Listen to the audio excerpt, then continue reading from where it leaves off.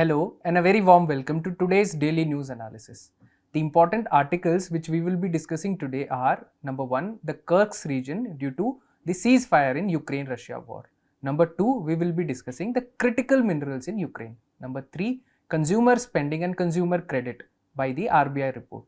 Number 4, STEM labs in India. And number 5, India-Mauritius relations. So let's start the discussion now. The first article of the day: the intensified military campaign in Western Russia's Kursk region. So this article is relevant from places in news perspective, as if we have to focus here on mapping and what all are the other associated regions in Ukraine and Russia which can be asked in the examination. Russia-Ukraine war is an event which is very significant for international relations. So let's start with the article. What we've done is we've initially discussed that this is the Kursk region, and what is the context? There has been recent intensified military campaign in the Kursk region, and in this background, Ukraine has also proposed an immediate 30-day ceasefire. Here we will discuss a bit of geography of Ukraine, and the landscape is Danube Delta. Danube is one of the largest river in Europe. So what you should do is draw the course of the river, associate it with Ukraine. Where does it drain? Where is the delta of Danube formed? And Danube drains into Black Sea. What are the major rivers? Dnieper is a major river, and there are many tributaries of Dnieper. Pripyat is also an important river in Ukraine, where Chernobyl is located, and Chernobyl is one of the nuclear disaster sites. Then the general landscape of Ukraine is mostly consists of fertile steppes, plateaus crisscrossed by major rivers. And from here you can link with economic geography, because Ukraine is one of the largest producer of wheat. As you should have seen in last year in the newspapers as well, there was Black Sea Grain Initiative.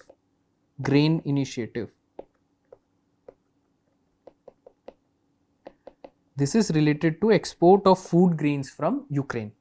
Then we have water bodies like Black Sea and Sea of Azov. So this is the major outline of the geographical features of Ukraine. Now let's start. Then certain mountain ranges, Carpathian mountain ranges. It extends across Poland, Ukraine and Romania. You can see this Carpathian mountain range in locations. Crimean mountains located along Ukraine's southern coast. Then we are discussing about highlands and upland regions. So here there is a western upland, then there is a eastern highland. One can just map this out on their atlas. Now coming to the important location sites in Ukraine. So what we have mentioned here is Zaporizhia. This is a largest nuclear power plant in Europe. This question can be asked, and it is on Dnipro river. And India played an important role in diffusing the situation on the Zaporizhia nuclear power plant. There were vulnerable threats on the nuclear power plant, and there was a possibility that it could again turn into a new Chernobyl. Then coming at the sub-regions which are in news in Ukraine. These are the Donetsk region, Donbass, Luhansk, and certain associated cities where we can see intensified fighting going on. So this eastern region is where intense fighting is going on. Then an important location is the Kerch Strait. So this is the Black Sea, and in Black Sea, from Black Sea, if one goes to Sea of Azov, this is Sea of Azov. We then here pass through the Kerch Strait, and there is also an important river draining into Kerch Strait. Please do mention it in the comment box. Which river is it? And one more thing to add upon, that this is the Crimean Peninsula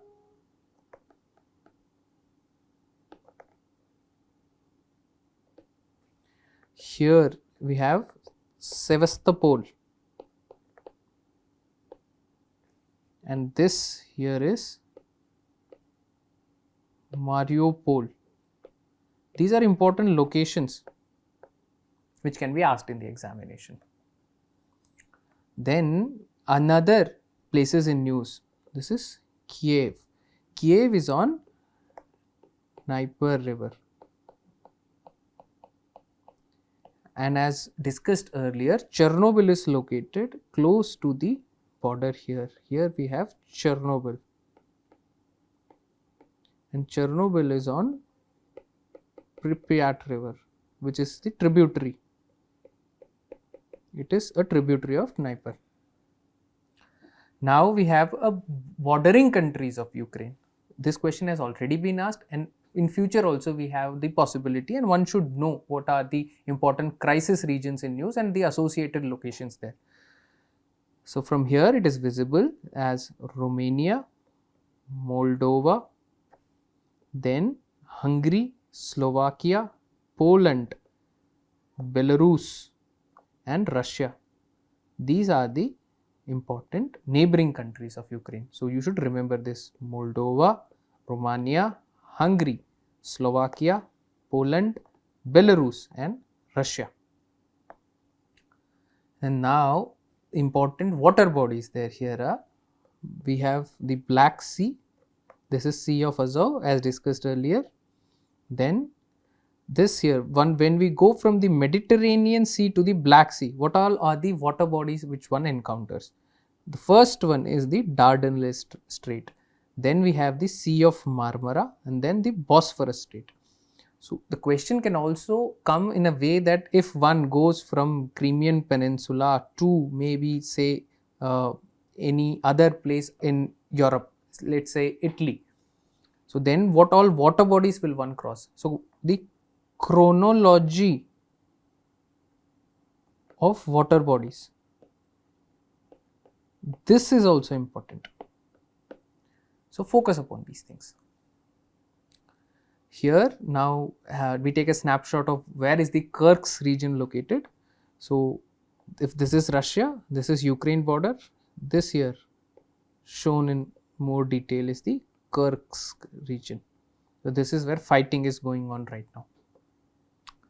Now here we have a practice question for you guys. Please do attempt it and let us know the answer in the comment box below. Coming to the second article of the day, which is critical minerals in Ukraine. Recently, US and Ukraine are in dialogue, and US has been pressurizing Ukraine to sign the ceasefire deal. And one of the outcomes of the deal is that US will have 50% share in the mineral extraction and specifically the critical minerals from Ukraine. So this is the context, and the news is important from issues of international importance and also the economic geography element of the geography part. So let's start. What are critical minerals? So minerals that are essential for economic development and national security. And why are these minerals critical? Because number one, their utility in the future emerging technologies, and number two, their supply chain is highly centralized. So their supply can be easily disrupted. That is why they are called as the critical minerals. They are essential for advancement of high-tech electronics, telecommunication, transport and defense. What are the examples? The examples here are graphite, lithium, titanium, beryllium and uranium. These are the critical minerals which are being discussed from the point of view of Ukraine. From here, I will give you a small homework, which is go and take a look at the critical minerals list published by Government of India. We have published a list. So please go and take a look and let us know in the comment box that how many minerals have been listed in that.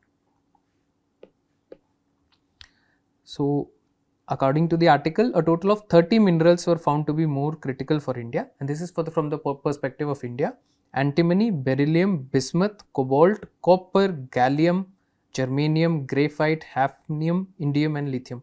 More important for us for the examination perspective are number one graphite, then lithium, copper, cobalt. These minerals are more important from the exam perspective. Then moving on here, let's see the infographic.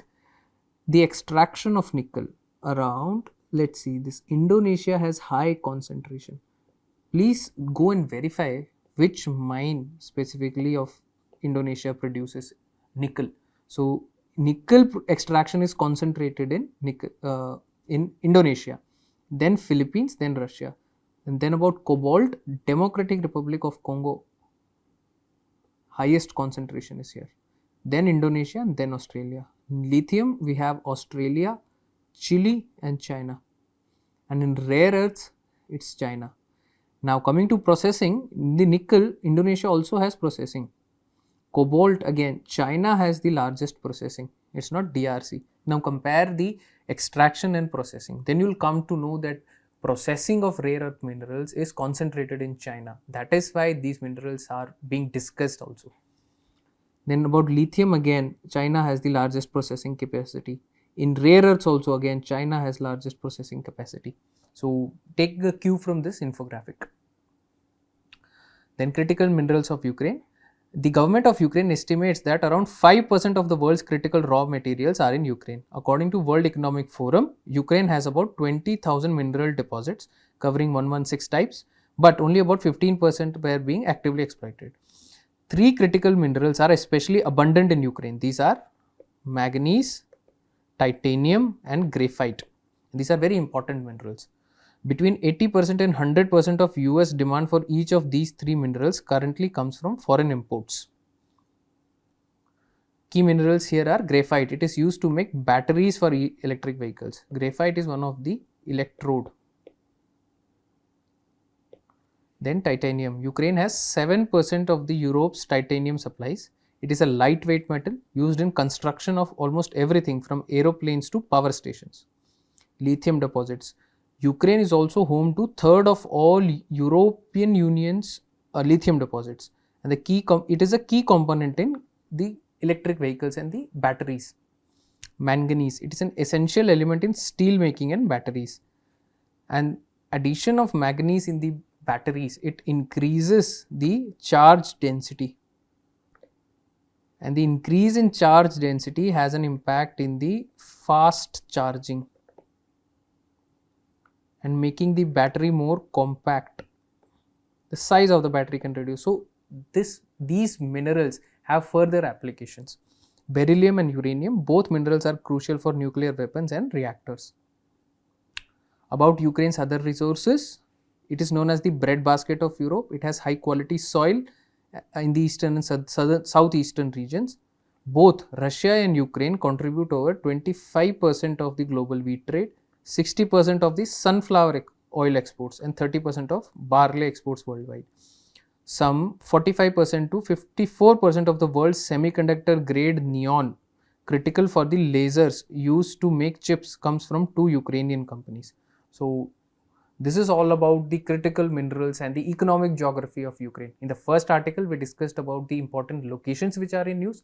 The second, we discussed important minerals which are present in Ukraine. This is from the perspective of resource geography.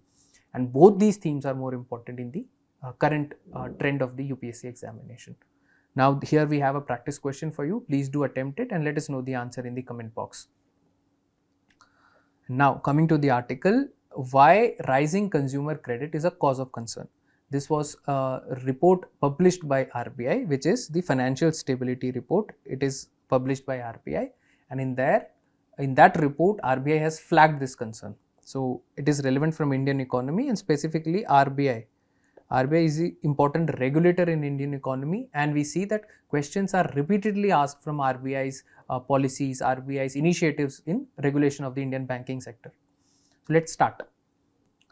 About the report itself, what is the Financial Stability Report? It is published by RBI biannually on behalf of Financial Stability and Development Council. What is this council? It is a non-statutory apex level body by the Government of India. Its function is to strengthen and institutionalize the mechanism of maintaining financial stability and promoting financial sector development. The members are the Union Finance Minister, who is the chairperson, and the heads of financial sector regulators like RBI, SEBI, PFRDA, IRDA, FMC, the Finance Secretary and Chief Economic Advisor. Now, what does the report say? The stock of household debt has shown a gradual increase, rising from 36.6% of GDP to 42.9% of the GDP. Even though household debt in India is less than most emerging market economies, the rise in household debt to GDP ratio is a cause of concern. So here, this statement can be asked whether it is true or false. They can simply tweak certain statements like household debt in India is larger than the developed world, larger than the emerging economies. So do keep an eye. The debt is largely taken to build up holding of assets. However, the stock of household assets has fallen from 110% of GDP to 108%. A reduction in asset and increase in debt indicates that the greater proportion of borrowing is being used for consumption. So this is a very important finding in this report, that usually debt is used to create assets, but because the assets created as the fraction of GDP is reducing, that means the debt taken is used for consumption. So this is a cause of concern, which might indicate macroeconomic weakness of the economy. The further findings are the rising borrowing is being driven by an increase in the number of borrowers rather than in rising indebtedness. Almost 2/3 of the debt belongs to prime borrowers, those who have prime credit quality. Rising per capita debt amounts are witnessed only for super prime borrowers, indicating that only highly rated borrowers are undertaking larger levels of debt, mainly using it for asset creation. Since the pandemic, the consumer borrowing has driven the credit growth. However, RBI measures since September 2023 have slowed this growth, leading to shift towards more credit-worthy borrowers and a reduction in subprime lending. What is the nature of borrowing? Households are increasingly taking loans for consumption rather than asset creation.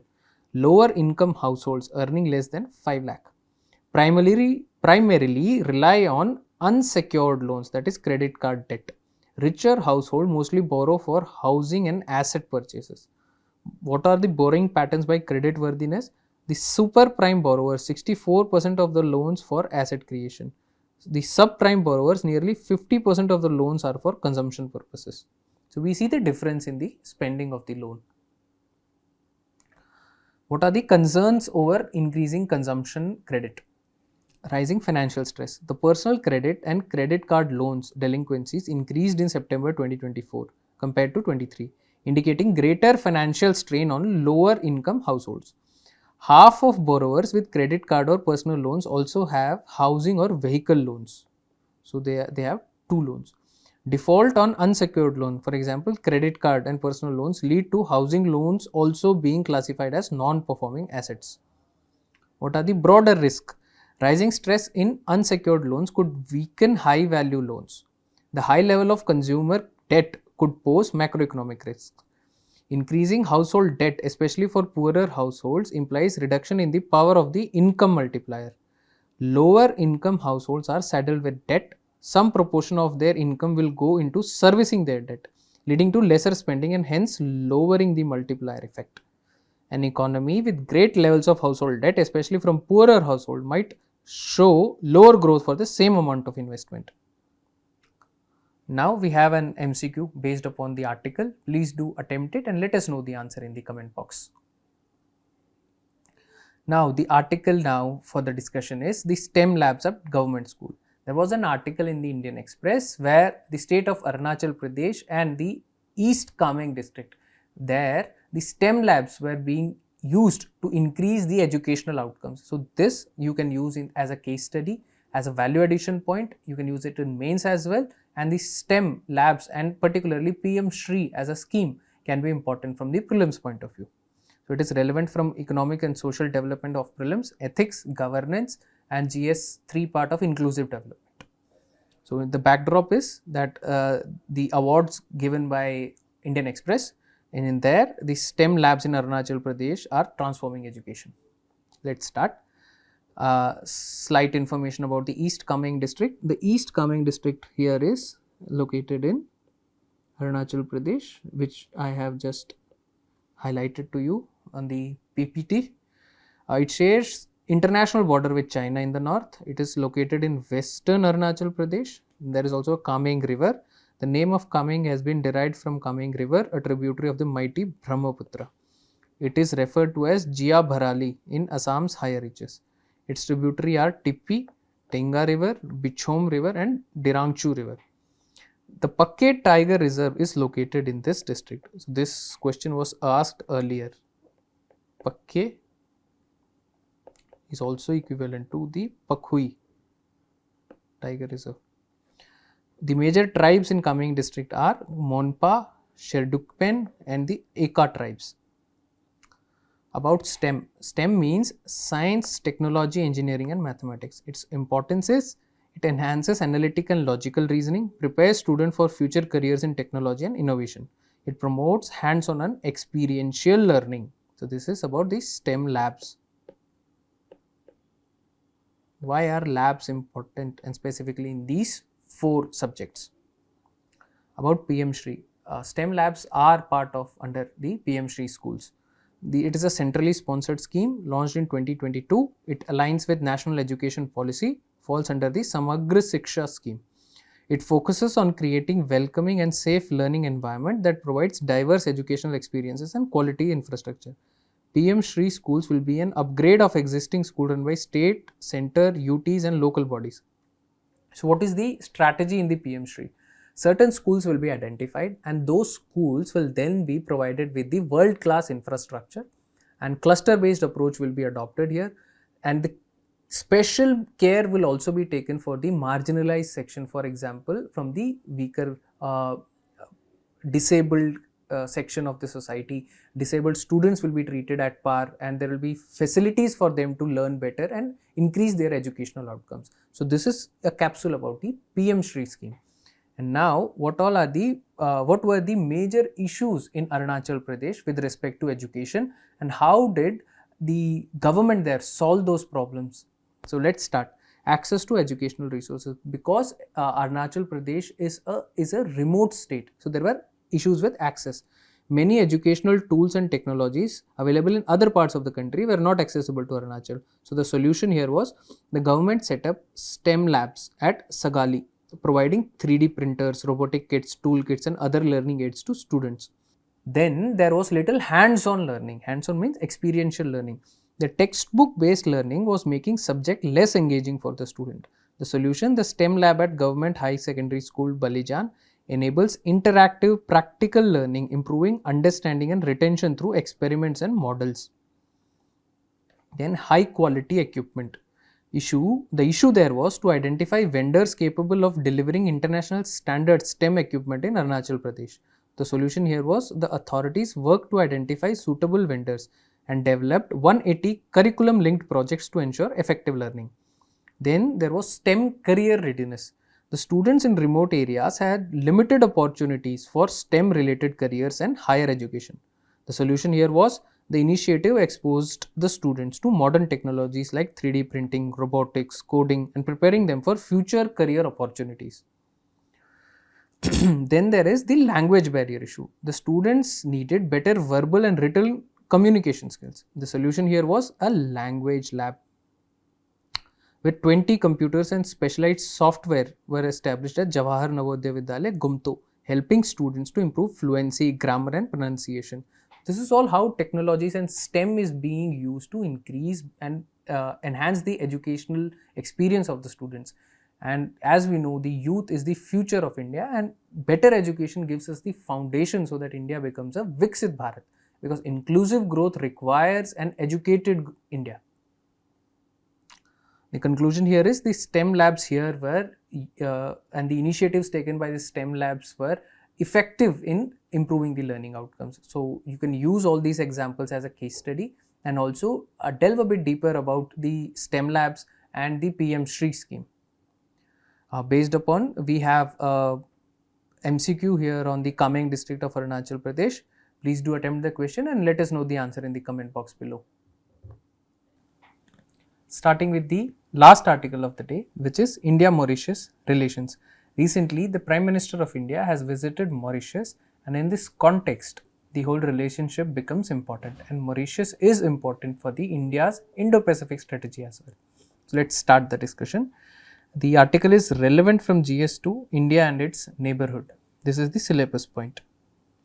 If you've mentioned a few previous year questions, do take a look at them, make a framework out of it, and use this article to fulfill the demand of the question. Now, starting with the news. Very few countries around the world are closer to India than Mauritius. And one of the main reasons for the closeness of relations is the Indian origin population forms 70% of Mauritius. This is one of the reasons why the relationship between India and Mauritius is very special. Mr. Modi commenced 2-day visit, and Prime Minister Modi has termed Mauritius as the bridge between India and the South. You can use these statements directly. Bridge between India and the global South. India-Mauritius bond is deep and strongly rooted in history, heritage, and the human spirit. And Mauritius is also known as the star and the key to Indian Ocean. These are certain keywords which you can use in your answers. Now the complex evolution of Mauritius sovereignty. So Mauritius has a colonial history, and almost all of the colonial European powers had arrived at its coast. And then we see that at last it was United Kingdom, which gave it independence in 1968, had the occupation of Chagos Island. And this is one of the important disputes in the international relation. And this island was then leased out to United States. And United States has its largest base in the Indian Ocean called the Diego Garcia. So there was a dispute between Mauritius and the United Kingdom, and this dispute was also taken to International Court of Justice, which gave its advisory opinion that the Chagos archipelago should be handed over to Mauritius. So the Mauritius sovereignty is a complex one. This is the point which the author of this article is trying to make. Then the complex evolution, the UK-Mauritius agreement. Mauritius led to sustained international campaign to reclaim its sovereignty over Chagos. International Court of Justice, as we discussed, ruled in favor of the Mauritius. And the UK-Mauritius agreement acknowledges the Mauritius sovereignty over Chagos, and recently we have seen that this issue was settled and the Chagos archipelago is formally being handed over to Mauritius, but the military base of US will remain there, and the US is going to get a 99-year lease upon the Diego Garcia military base. What is the near-term impact of it? It has upheld the rule of law in international domain. This will increase the respect for international law, and international law is like a global public good which is most essential for weaker states and smaller states like Mauritius. Then the geopolitical and strategic implications. So as we discussed, the US has leased out Diego Garcia now for 99 years, and this has ensured American military presence, and this presence is in the context of increasing activity by China in the Indian Ocean region. And China already has a base in Djibouti, which is also in the western Indian Ocean. The agreement strengthens regional security by preventing China from gaining foothold. India played a key role in facilitating a pragmatic solution, aligning with its strategic interest in countering China's naval expansion. This is one of the important points, showing role of India as a responsible major power. Now we will discuss about the India-Mauritius ties. Mauritius was the first such a nation with which India had an preferential market access. This is the CECPA. Foreign direct investment. Mauritius was the second largest source of FDI into India after Singapore. The trade, it has grown in last 18 years from USD 206 million to 855 million. About the financial assistance, India has provided multiple lines of credits, including $100 million defense credit line. Development assistance provided by India to Mauritius here is the Metro Express project, improving the public transport in Mauritius, social housing project, affordable housing for its citizens, health sector support, assistance in building hospitals and providing COVID-19 vaccine aid during the pandemic. Indian public sector undertakings in Mauritius. At present, 11 PSUs are in Mauritius, including Bank of Baroda, Life Insurance Corporation, New India Corp, Assurance. Now the geopolitical angle of the relationship. The Mauritius holds strategic importance in the Western Indian Ocean due to its location, and the UK-Mauritius Agreement on Chagos has reaffirmed Mauritius' sovereignty over the Chagos archipelago. India played a key role in facilitating this, and there are other partners and other players as well who are trying to eye the advantage in the Western Indian Ocean, such as China, Russia, Iran, Turkey and Gulf states. And all of them are increasing their presence in the Western Indian Ocean. And this has made Mauritius and the region surrounding it a zone of geopolitical competition. Now coming to the people-to-people ties, Indian origin people form around 70% of the population. Mahatma Gandhi Institute was established here as a joint venture between India and Mauritius for promoting Indian culture. Rabindranath Tagore Institute was established with India's assistance, and there was a Center of Studies on Indian Culture. This will be part of soft power. Then Indira Gandhi Center for Indian Culture. This is India's largest cultural center abroad. Mauritius also hosts the World Hindi Secretariat, an India-Mauritius bilateral organization. Now, Mauritius is one of the largest beneficiaries of India Technical Economic Cooperation Program.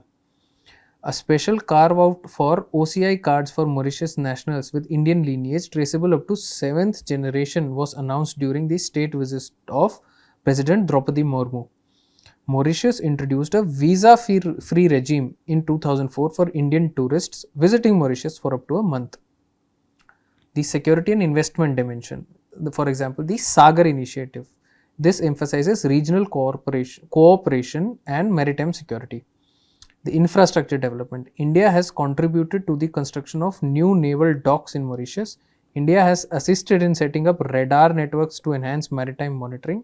India is developing infrastructure on Agalega Island. So this island, Agalega, located. See how far away it is from the equator. And take a look at these islands as well, as these are also important. You can be asked to arrange these islands from east to west, west to east, north to south. So keep in the equator as a reference and then try to map out the location of these islands. Challenges in India's Mauritius relation. This is the tax amendments. India's revision of double taxation avoidant agreement with Mauritius has reduced its attractiveness as FDI gateway. Growing Chinese influence. China is increasing its economic footprint in Mauritius, particularly through investments in infrastructure and trade, potentially challenging India's strategic leverage. Security threats. Rising maritime privacy, illegal fishing in the Indian Ocean demand strong maritime cooperation. What can be the road ahead? Expanding the trade agreements, boosting defense ties, and strengthening regional cooperations. Mauritius can act as a bridge for India's deeper engagement with Africa and the Indian Ocean region. Now here is a practice question. Examine the role of Sagar, security and growth for all in the region, the policy of Sagar in strengthening India-Mauritius relations. How does it counterbalance external influences in the region? This is all for the today's discussion. I hope you must have liked the video. You must have enhanced your knowledge. You must have extracted few information and value addition points which are relevant for the exam. And please do like, share and subscribe the channel. And if you have any feedback for us, do let us know in the comment box below. Thank you.